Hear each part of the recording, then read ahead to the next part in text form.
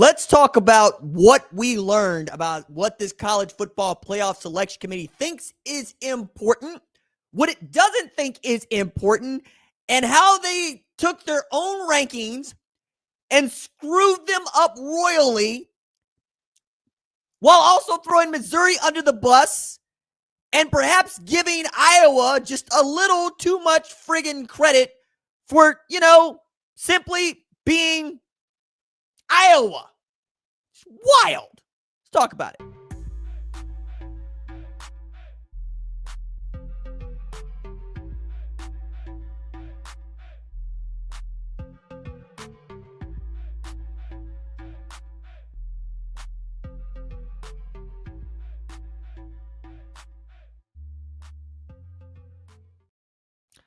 What's up, kidfolk? It's RJ Young. I am not on a step mill. If this is your first time watching Adapt and Respond, thank you for joining us here. We talk college football year-round. If you're into that, go ahead and hit that subscribe button, like this video, and answer the question in the comments below.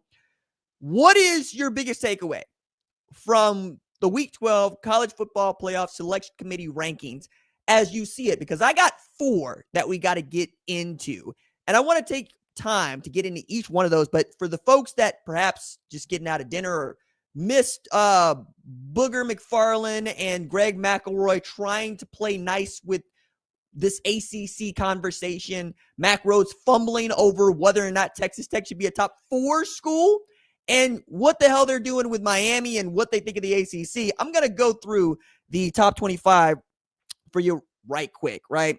So 25, we got Cincinnati, which feels like a filler there.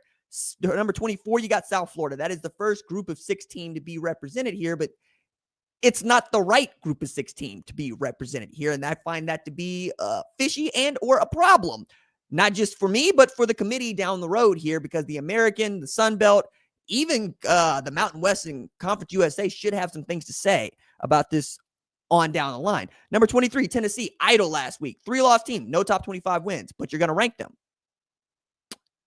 Bold move, Cotton. Okay, number 22, Pitt. I think could be the best ACC team that there is, but they haven't yet earned it in a way that, say, some others have. They have an opportunity to pick up a big non-conference win against Notre Dame this week. I mean, Pat Narduzzi said the quiet part out loud, and so did Joey McGuire about just what this game means. It's like, is this a must-win game for you? It's absolutely not. It's not even an ACC game. I only care that we win the next 2. I could give a crap about what we do against Notre Dame. Obviously, he's taking a flyer here, but he's saying the quiet part out loud about we let this team operate like an independent and get all of the perks of being an independent and none of the disadvantages of being one. That needs to stop. Now, he didn't say that, but when you got a coach that can say with a straight face, I don't care if I beat Notre Dame or not, and you're in a race to win a championship and you're a top 25 opponent, the system is broken, not Pat Narduzzi. Now, they go get a win against Notre Dame. It's going to help them in the rankings. But to his point, it's not going to help them win the ACC championship game. And that's what they want to do. They want to get to the ACC title game. And from there, they can become the automatic qualifier as the highest ranked ACC team in the country. Although this committee, every committee, they be squirrely sometimes. Like I keep waiting on them to rank somebody who lost a conference championship game higher than the team that won it. I don't know that they're that diabolical, but I would not put it past them. You know what I'm saying? I would not put it past them. Number 21, we got Iowa. I don't quite get it. They lost to Oregon.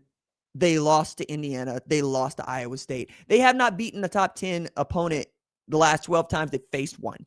And yet this committee somehow believes that because you stomp out other teams that are unranked, you need to be a ranked team. I don't know, man. Every now and again, you got to beat a ranked opponent.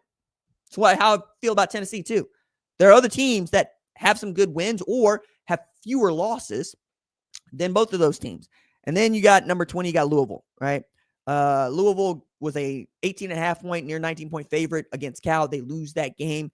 And I don't know about that team, but they take a dive to 20. Then you get Virginia at 19. Chandler Morris went down with an injury to the head early. And Daniel Kaline just ain't that guy. Just ain't that guy. Wake Forest picks up a pretty good win. You get Michigan at 18 off of being idle. USC get the win against Northwestern. Georgia Tech 8-1. They slide. Who's at 15? Miami. Off the streak of doing what? Beating a bad Syracuse team. We'll talk about it. Number 14, Vanderbilt. Number 13, Utah. Number 12, BYU. Down 5 after losing to Texas Tech.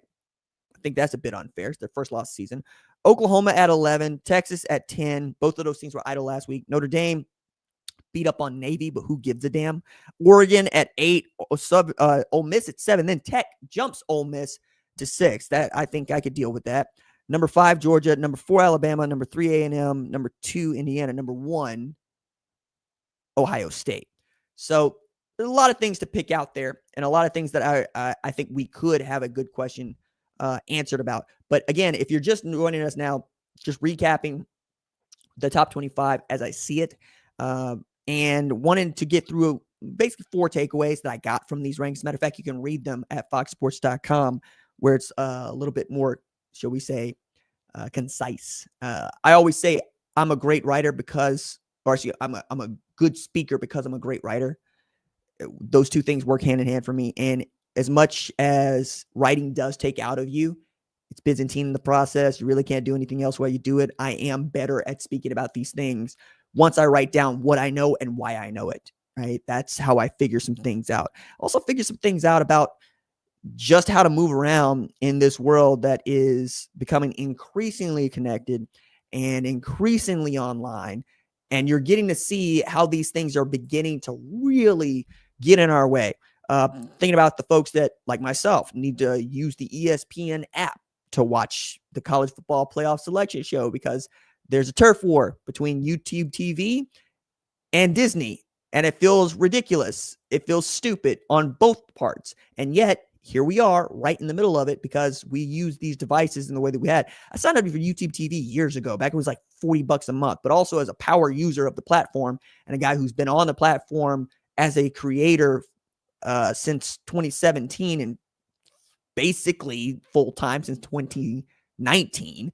Yeah, this feels odd, but also take into account that YouTube makes $360 billion a year, and YouTube TV doesn't really rate for the platform. The platform itself, the one that you're watching this show on, that's the one that rates, and that's the one that ESPN is not going to pull their programming from, but they'll pull it from YouTube TV, which forces everybody to either sign up for something else like Hulu, Roku, or ESPN app, right?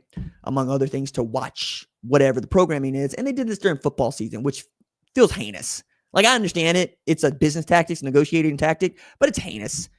We've missed college football weekends and NFL weekends, which are sacrosanct in this country. Like, we love football.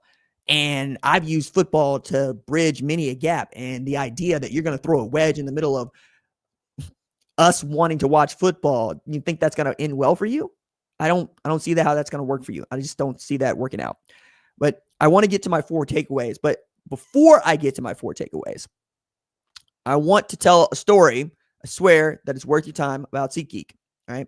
So I'm going to fix this on the vertical. I'm looking at the vertical video. If you're watching me on vertical, my bad, dog. This is nasty to look at right now. But I'm going to leave this up here just for a second before I get into the story, because SeatGeek is a presenting sponsor for Adapt and Respond in November, and it's very cool. I've actually thought about giving away some tickets that I might buy from SeatGeek to, say, Ohio State, Michigan, or Oklahoma, LSU. Maybe you'll tell me whether or not you think that's a good idea in the comments below. So I'm going to take this off just so it's not as nasty to look at on the vertical over there. Get that fixed. Shout out to the folks at SeatGeek who understand that the logo's there. Logo's there. So I used SeatGeek. I used SeatGeek last week to buy 3 tickets to Billie Eilish, who is playing tonight in Tulsa. She was playing Monday night. She's playing Tuesday night. And the way that this works is you use the app. You download the app on your phone. And if you use the promo code that is in the link in the description, you can get 10% off your first purchase. Link is ADAPT10. I'm supposed to show it up here, but that particular screen grab just ain't working out. It's one deal here. So knowing all of this, I looked at the I looked online and I was going, okay, what could I get the best deal for the people that I want to share this with? And SeatGeek had this thing where you could evaluate the tickets based on green dot, red dot, whatever. So I see the tickets and the fees, and I buy the tickets, but the order processing, which means that the tickets are going to be held by a third-party seller who is using the platform that's SeatGeek to sell those tickets till 48 hours, 24 hours before. 48 hours it come, my tickets did not show. 24 hours it come, my tickets did not show. So now I'm on the phone, literally on the phone with folks at SeatGeek going, hey, look, where are the tickets at, dog? And mind you, nobody knows that I am doing this ad, right? Nobody knows this because I don't want to tell you about things I don't use. Like, I don't like doing it. I will do it. I have done it, but I don't like doing it. So in these instances, like with SeatGeek, I took this opportunity to go, I could do something nice for them, and I could test out the platform, see how this works. Well, it was getting real bad here in the morning because I still didn't have my tickets when I woke up. So I had a phone call in to a homie named Raphael at SeatGeek. And the man was like, look, I can do these things for you. We can go use the buyer's guarantee, which is huge, by the way, right? This is the thing that really made me feel good because it's like, am I just going to lose these tickets? And, you know, what some people spend on a mortgage in money on these tickets. And he's like, nah, dog, I got you. So what we're going to do is I'm going to contact the seller and I'm set a deadline and I'm going to call you back. So he calls me back. Seller ain't still and said nothing. And he said, okay, so what you're going to do is you're going to pick out these sections over here. And I'm going to go get these tickets as a part of the guarantee, right? We're going to make this okay. If the seller washes out, we'll deal with that, but we're going to make sure that you, sir, the person who bought these tickets, are taken care of. So I picked out 3 sections and he said, hey, he got like an hour left. Let me go check in. He said, okay, give me till, noon my time. And then if you ain't got tickets by then, I'm just going to go ahead and make sure you get these. Then my tickets showed up and Raphael called me back and he said, hey dog, did this ticket show up? Because if he didn't, I'm ready to hit the button because it says they did. But if they didn't, I'm ready to hit the button. I said, nah, man, the ticket showed up. And that's what we're looking for, man. That a happy ending. So I got to send the tickets out to a mom and her 2 daughters, and they're at the concert right now as you're watching this. And I think that's one of the coolest things in the world. I really do. I got to do something nice. And even as I need to go through customer service, which is hell in this age of, am I on the line with an AI chatbot? Am I on hold times forever? Are you actually going to help me fix my friggin' problem? Or are you going to waste my friggin' time? That's not what happened with SeatGeek. I'm happy to say that, man. Like, really. Like, we're going to do a couple more of these throughout November. And if that ain't the kind of story that you want to hear in a mid-roll, I don't know what else I could do for you, because that one warmed my heart today, dog. I even, had little girls in tears because they had no idea that this was in the cards for them. It's very cool. But now that I have done that, I do want to get to these 4 takeaways. Is me basically going, all right, committee, roll them up. Hands is out. I don't like you. I don't like your kind. I don't like what you stand for. I feel like I need to have Not Like Us playing behind me anytime I talk about the college football playoff selection committee rankings, dog. What are y'all watching? Because it ain't football. What are you doing on Saturday? I want to know. Because it ain't football. You're not watching football. You're not watching the games. I get people to come in the comments after I do instant reactions on the games. They want to tell me one way or another. 90 times, 97-11. We watch the same game? Yes, we watch the same game. Why the hell you think I'm sitting here right after the game making this segment? So you can tell me I didn't watch the game? So do not do a top 25, right? And I got to give reasoning for my top 25, and I got to back my top 25, and I ain't got no Mac Rhodes to come out here in front for me. You know where I'm at. You hit me up on the X. I get children flying into my IG DM trying to tell me off and call me names because I didn't rank their team. I mean, I screenshot it, but I don't get down like that. You know what I'm saying? That's some child going off, right? Some grown men going off, closing out the DMs and Twitter. People be sending me wild messages on Facebook, wild messages on Instagram, wild comments down here. I'm like, hey, part of the business. But you're not going to talk to me like I ain't about this. Like, this is what I've been doing for the past 20 years, dog. Okay. So I say all that to say, damn, how wrong can y'all be? Like, all right, homie. This is the first takeaway.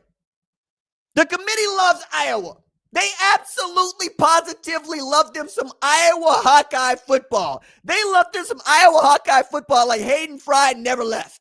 Never left. And Mac Rose went out of his way to say so. Look, it's not just that they remain ranked after losing to Oregon. It's that they have not beaten a top 10 team. The last 12 times they played a top 10 team. They can't get it done. Some of this is because Kirk Ferentz refuses to acknowledge this invention called the forward friggin' pass. But they can't do it. All right? They can't do it. And yet, Mac Rhodes said when looking at Indiana, one of the things that led them to ranking Indiana above A&M is beating Iowa at Iowa. Same Iowa that lost to Iowa State. That Iowa? Okay. Hawkeyes don't really have a shot to make the college football playoff either because there are like 5 other Big Ten teams that are ranked ahead of them, including 2 that beat them in head-to-heads. So I'm like, what are you even doing with this ranking? Like, is Iowa just here to prop up Indiana and Oregon? Because if that's the case, that sucks. Now, USC might go beat the brakes off of Iowa this weekend, and then we might say sayonara. But good Lord, man. I would like to know what this committee would have done if Iowa had beaten Indiana or Oregon. It might be the number 1 freaking team in the country. I get called the dude that loves the Big Ten, but I'm trying to tell y'all, man, like, this is hard. I love Phil Parker, and I love that defense, but this is a top 25 team? Come on, man. Then you get to see that the Hoosiers are the apple of the college football playoff selection committee's eye. Now, importantly, Indiana's wins against Oregon and Iowa factored in to them remaining ranked ahead of Texas A&M alongside Texas A&M beating the crap out of Missouri, a ranked team, according to the College Football Playoff Selection Committee. Now, this is the part where I wanted to ball up my fist and go, what? So Mac Rose says, Indiana beating Oregon on the road, beating Iowa on the road matters to us. We thought that was really good. They find a way to find a way, which whatever the hell that means. Love Fernando Mendoza. Who doesn't? Who doesn't love a nerd who can ball? Who doesn't? But the A&M talk was, did they beat Missouri? Yes. Did they beat them like they stole something? Yes. But it was a true freshman at quarterback. And I'm like, wait, timeout, full timeout. Matter of fact, take the media timeout. We got to talk about this. Timeout. What do you mean it's just Missouri and they had a true freshman at quarterback? Are you telling me this is the same Missouri that you ranked the previous week in the top 25 that you either didn't know that they were going to start a true freshman quarterback like the rest of us, because it's public friggin' knowledge, or you're hypocritical about your own friggin' rankings. Both of those are sins. I hope for your sake it's negligence, because if it's hypocrisy, this is why we can't have committees. This is why the scoreboard needs to tell the story. Everybody wants to say, look at that team, who's better? Everybody wants to do that. Problem with that is we play this little thing called a game, and we use this thing called a scoreboard to actually empirically say who's better. So what was Missouri doing ranked in the first friggin' place if you were going to come out here and just tell us that they got a true freshman at quarterback that A&M went to school on?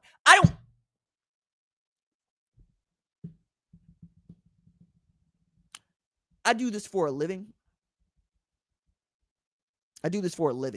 It's my job. I don't know that the select committee sees this as their job. It's their hobby. They rank teams like I ride a bicycle. They rank teams like I watch Dragon Ball. Like I watch Dragon Ball Z. Like I play video games. They rank teams like I watched Lewis Hamilton in a crappy Ferrari. Ugh. Your mans need some wins. And looking at this crap and having to tell you that it's good, nah, I'm not doing that. I'm not doing that. So now we end up with A&M having to look at this committee going, we could probably deal with you just telling us you think IU is better. But telling us that you are docking us for beating the crap out of a team you ranked in the top 25, grounds for your removal. Get them the hell up out of here. You know, I could put together a better committee than this right here, right now, man. You put me here, you put Joel there, you put Nick there, Coach there, Saban there. My God, dude. Barry Alvarez, that's what you really want to do? Like, you got people that pay attention. Greg can do this. McElroy can do this. I don't want to just be picking out Fox people. Like, we got better minds for this than the people they put on this committee, man. Bunk. And then Mac Rhodes was unprepared for the, hey, why is it Texas Tech at number 14? You should have that answer. Let me tell you something. As a man who professionally ranks football teams, you have to have an answer for in either direction. So if you have somebody ranked at 14, you better have an answer for why they're not at 10 or 19, 18. If you got somebody at 1, you better have an answer for why they're not at 4. You got to think through all of these things because you're going to have people coming with you with wild ad hominem attacks, man. People are going to straw man the hell out of everything you say. You have to have the goods. I'm telling you, as a reformed PhD dropout, the one thing that I know I was good at, that I am good at, I can build an argument, I can perform rhetoric, and I can win a debate. These folks can't even form an argument. Some of y'all remember me from 97.1 FM here in Tulsa locally. And you'll remember the tagline of the show. Build an argument. This is Sports Talk Radio, not your daddy's Facebook page. You coming at me as a host with a question? Great, awesome. I'd love to entertain your question. Love to have people asking good faith questions and have good faith dialogue. It's not about fighting all the time. But you're coming sideways with a wild take, you better have some support for it. You better have some evidence. You better have some empirical data. Because your good feeling ain't getting it done for me. And I feel like that's the whole thing about what we got going on with these folks, dog. It's a whole bunch of good feeling in this room. I can't stand it. I can't stand it. So, to the good feeling in this room, what in the blue hell is Miami doing at number 15? Make me understand, Mac. Make me understand. That's the best ACC team? That one? The one that went to SMU and got beat down was the first top 10 team to take a loss to Southern Methodist at Gerald Ford since 1974. Same team that got handed its behind by Louisville, ranked as the AP's number 2. So you're going to rank Miami ahead of Louisville, even though the head-to-head is right there. And you know who won. Scoreboard said Louisville, W, Miami, L. I hate this, man, because it undermines what makes American sport great. It undermines it. The scoreboard is all. The scoreboard matters. The scoreboard tells every story. Did you win them all? Then you can be the champ. That's what it's about. Did they beat you straight up? Like the idea that you could have a championship fight and somebody beat the, let's say Sonny Liston did beat Muhammad Ali. Let's say it happened. No, you know what? Frig it. We'll stay with it. Muhammad Ali beat Sonny Liston, and then they handed Sonny Liston the belt. What? No. That would not happen. That would not happen. So why is it happening now? Why is Miami getting the benefit of being the best team in the ACC above Georgia Tech, Virginia, Louisville, Pitt. I hate this stuff, man. I really do. Because I end up screaming and yelling about things that I thought were understood. I don't expect to be having these discussions. I expect to be having better discussions. Like, yo, so at what point are we just going to force Notre Dame to join a conference? And the answer to that question is when NBC stops paying them money. Like, that's the answer to the question. Like, Notre Dame secured what I think is one of the best television agreements of all time. That is, they've been able to renew each and every time it comes up. They're good for NBC. NBC's good for them. It works. But that's the reason, right? That's why they're independents in football and ACC members in everything else. Right? They don't want to share that. And I wouldn't want to share that if I were them. It's good business. It's really good business. It's phenomenal business. But until you can find a way to crack that by, say, I don't know, forming up a conference of elites, say 40 teams, they're going to keep doing what they're going to keep doing. Until it starts to hurt them financially, they're going to do what they're going to do. And that's across the board. Meanwhile, I'm looking at this Miami team who lost to Louisville. Louisville who won the head-to-head but also lost to Cal. I get it. Georgia Tech, who's a one-loss team. I think they're better than people give them credit for. Pittsburgh, who I think might be the best team in that league. I'm not kidding. Virginia, it's a Chandler Morris question at this point. And they always felt like they were a little bit too close to the sun. But, still, they should be right there. Meanwhile, I'm going, what does Mack Rhodes have to say about all of this? So what Mack Rhodes had to say was the ACC ain't got no good non-conference wins. Said the best non-conference win they got is Miami versus Notre Dame. And I'm like, so you're telling me that the ACC beating up on itself pales in comparison to the Big Ten and the SEC beating up on itself, to the Big 12 beating up on itself. That what you're saying? Because you got Utah at 13. You got Utah at 13. Make that make sense. Make that make sense. Matthew, I see your question. I made that segment. You can go check that out, dog. We don't need to talk about that one right here, right now. Let's see. Oh, the last one I want to get to. G6 representation, but it's the wrong team. Like, I'm glad to see a G6 team in there, but South Florida? Yo, let's put it another way. James Madison has not lost a conference game. South Florida has. Okay? James Madison, one-loss team. Their losses to a ranked Louisville. That's why I had them in the top 25. Unlike, say, Southern Miss, who's also having a fantastic year. But they've got worse losses. You've also got other teams that have not taken losses in conference play, including Kennesaw State and Jacksonville State, but they ain't ranked either. North Texas, I think, might be the best of the American, and they're nowhere near this discussion. I don't know that this committee knows what the hell it's doing. That's what I'm getting at.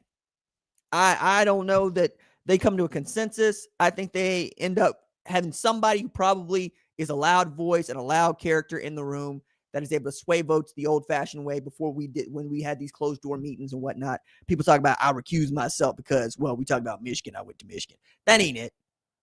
That ain't it. As a guy who sat on selection committees and been the dude that's stumping for a player to win an award, sometimes it works, sometimes it doesn't. Usually people just get worn down or worn out. It's a lot like being on a jury for court.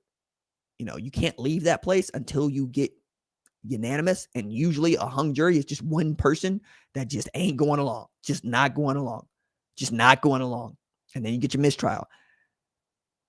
I think that's what's going on with these folks. It's another reason I don't like committees.